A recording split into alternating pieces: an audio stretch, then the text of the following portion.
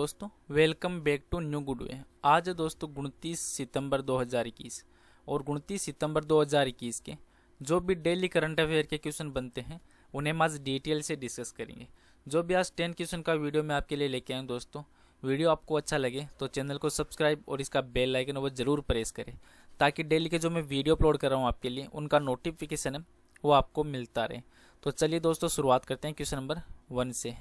Question number 1 है कि KVIC है जो खाद्य और ग्रामोद्योग उद्योग है, उसने किस राज्य में तुषार रेशम धागा उत्पादन केंद्र है उसकी स्थापना की है। तो आंसर है दोस्तों उड़ीसा राज्य ने।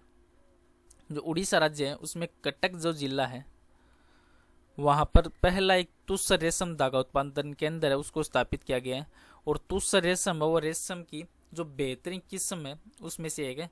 और रेशम है वो उड़ीसा में जो कुल खाद्य कपड़े है उसके उत्पादन का लगभग 75% है वो इसमें शामिल है, जिसमें 75 लाख रुपए की लागत से यह स्थापित किया जाएगा। और ये रेशम धागा जो उत्पादन केंद्र है वो सालाना 94 लाख रुपए के मूल्य के मतलब लगभग 200 किलोग्राम रेशम धागा है उसका उत्पादन करने में ये सक्षम है। अब उड़ीसा है तो उड़ीसा के बारे में और पढ़ते हैं।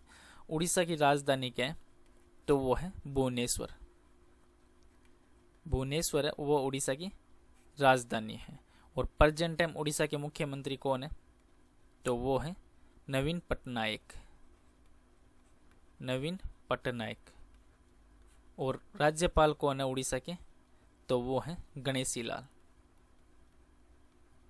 उड़ीसा है तो उड़ीसा की स्थापना कब हुई तो उड़ीसा की स्थापना हुई थी दोस्तों 26 जनवरी 1950 को।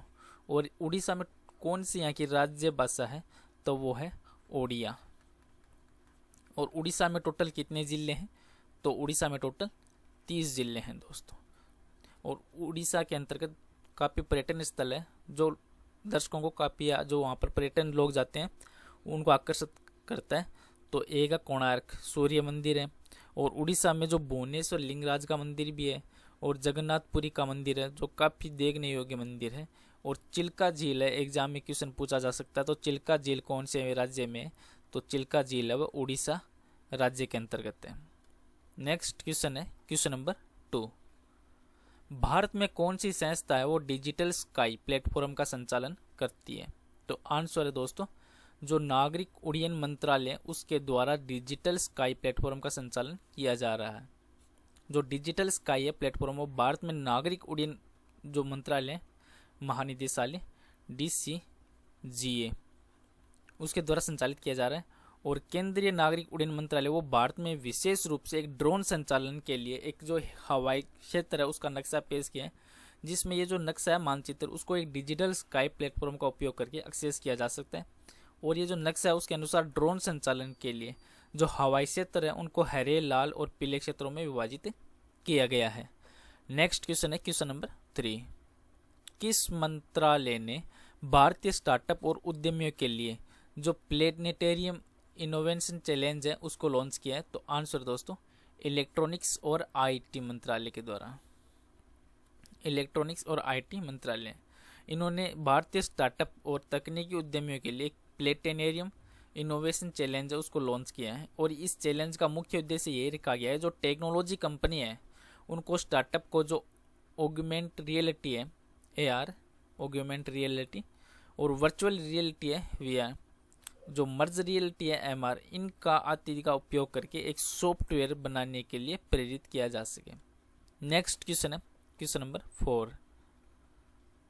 जलवायु परिवर्तन के संबंध में जो प्रशांत महासागर वह किस देश ने अंतर्राष्ट्रीय न्यायालय का रुख किया है तो आंसर है दोस्तों वनुअतु ने। जो वनुअतु है उसमें ये 28 द्वीपों से बना है एक दक्षिण प्रशांत महासागर है जहाँ पर राष्ट्र वनुअतु ने हाल में जो जलवायु परिवर्तन के प्रभावों से संरक्षित होने के लिए वर्तमान में और भविष्य की जो पीढ़ी है उनमें अधिकारों पर एक राय जारी करने के लिए अंतर्राष्ट्रीय जो न्यायालय है उसका रुख लिया है।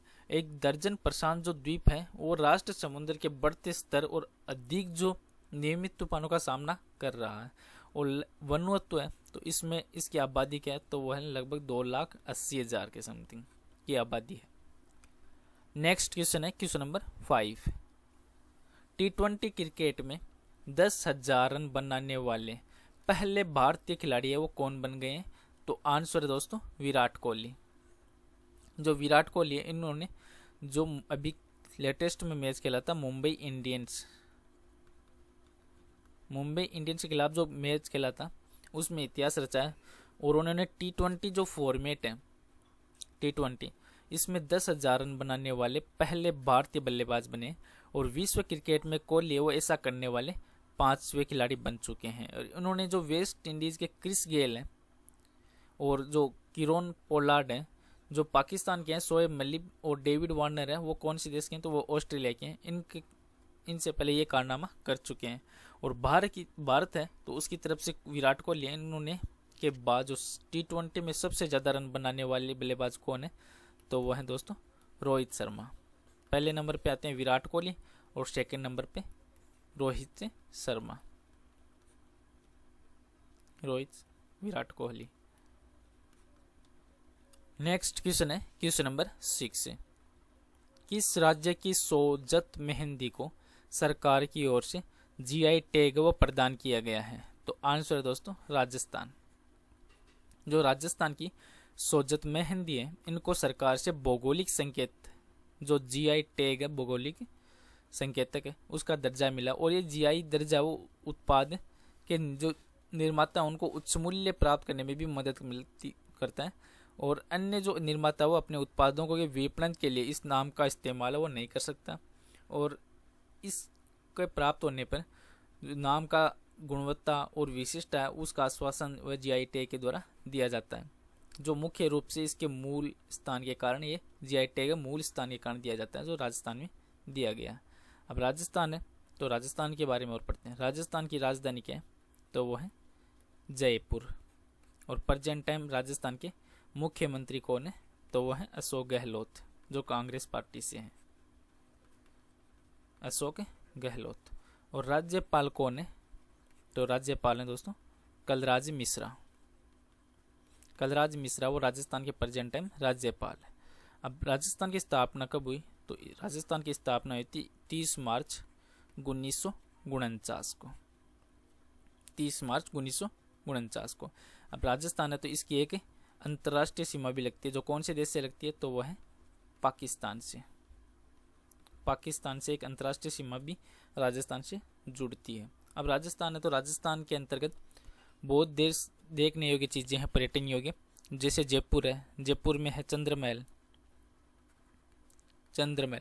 जिसको सिटी प्लेस के नाम से भी जाना जाता है। और अब एग्जाम में क्वेश्चन पूछा जा सकता है सिटी प्लेस या चंद्रमहल की किसके द्वारा बनाया गया था? तो ये महाराजा जो जय सिंह थे, महाराजा जय सिंह, इनके द्वारा ये बनाया गया था।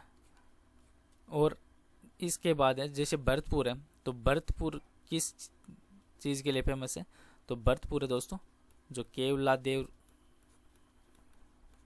गणराष्ट्रीय राष्ट्रीय उद्यान है, उसके लिए भरतपुर है वह काफ़ी फेमस है, जहाँ पर ये पर्यटन स्थल है, काफ़ी देखने योग्य चीज़ें हैं। और भरतपुर के अंदर ही लोहागढ़ है, जिसे आयरन फोर्ट के रूप में जाना जा सकता है। अब जोधपुर है तो जोधपुर किसके लिए फेमस है? तो जोधपुर में एक दुर्ग है मेहरानगढ़ किला, जो 125 मीटर ऊंचा और 5 किलोमीटर के क्षेत्र में फैला हुआ है।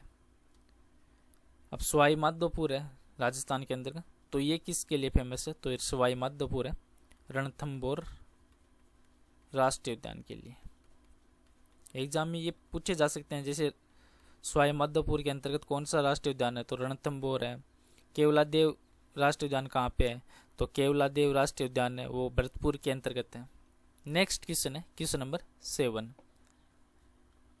वायुसेना का नया उप प्रमुख है वह किसे नियुक्त किया गया?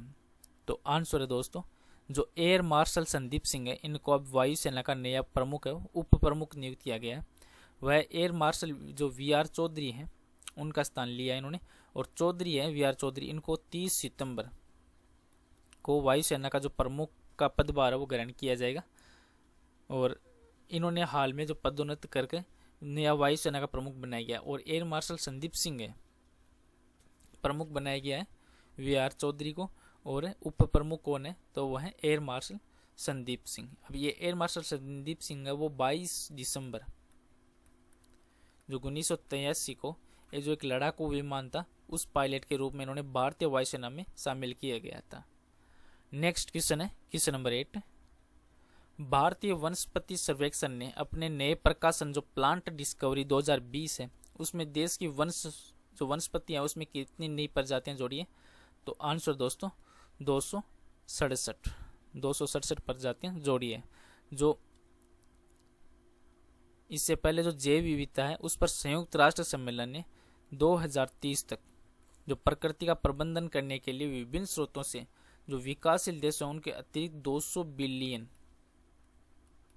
जो अमेरिकी डॉलर है वो देने की भी मांग की गई है। नेक्स्ट क्वेश्चन है क्वेश्चन नंबर 9। किस देश ने सभी जो क्रिप्टो करेंसी है उस लेन देन को अवैध घोषित कर दिया है? तो आंसर है दोस्तों चीन के द्वारा।